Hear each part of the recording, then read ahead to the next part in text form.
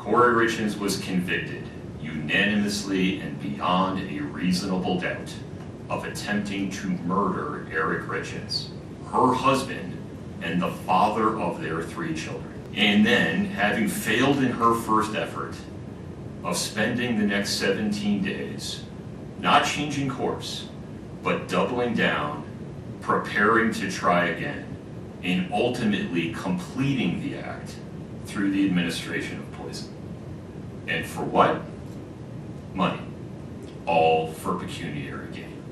A person convicted of committing that sequence of acts in that way and for that reason, and who causes the absolute tragedy that has befallen Eric Richins' sons and family. A person convicted of those things is simply too dangerous to ever be free.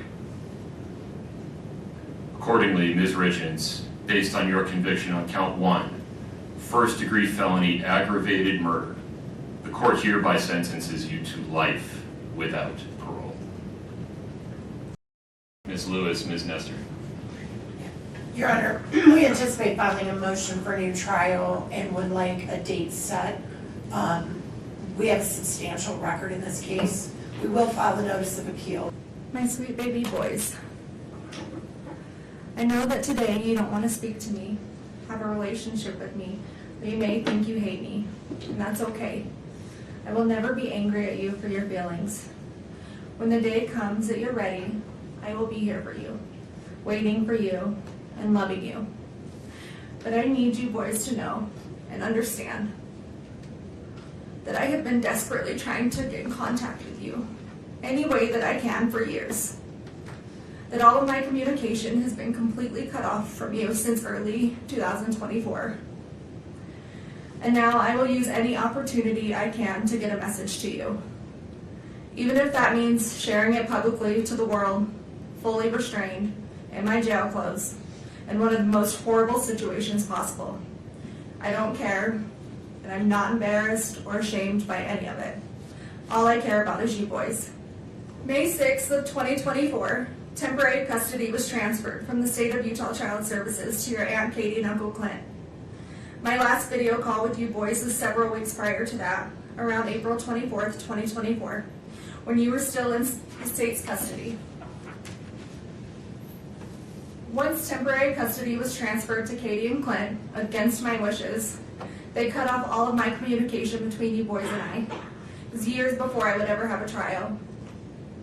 I warned social services that if they gave custody of you to the Richins family, it would be the last time I would be able to see or speak to you boys again. And your opinion of me in this case and wild allegations would soon mirror those of the Richins family.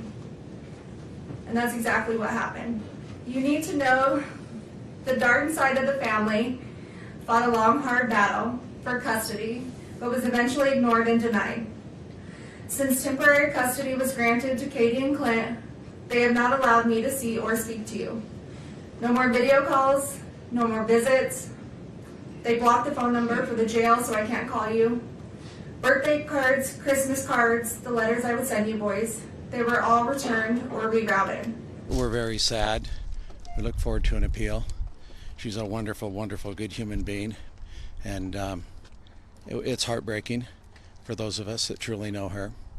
And at the end of the day, I believe that justice will be served. That's all we can say right now, but I know that the wheels will be turning for an appeal. Surprised, Greg, at the sentence? Maybe a little bit. I didn't expect without the possibility of parole, a little bit. Yeah, that's a little bit surprising. This girl's not even ever gotten a speeding ticket. No sentence can undo the trauma this has caused. It has affected every part of our lives. It changed holidays, birthdays, relationships, and the sense of safety and trust we once had in the world around us. For more than 4 years, my family has endured unimaginable grief while also facing misinformation and intense public and media scrutiny. Today, the noise stops.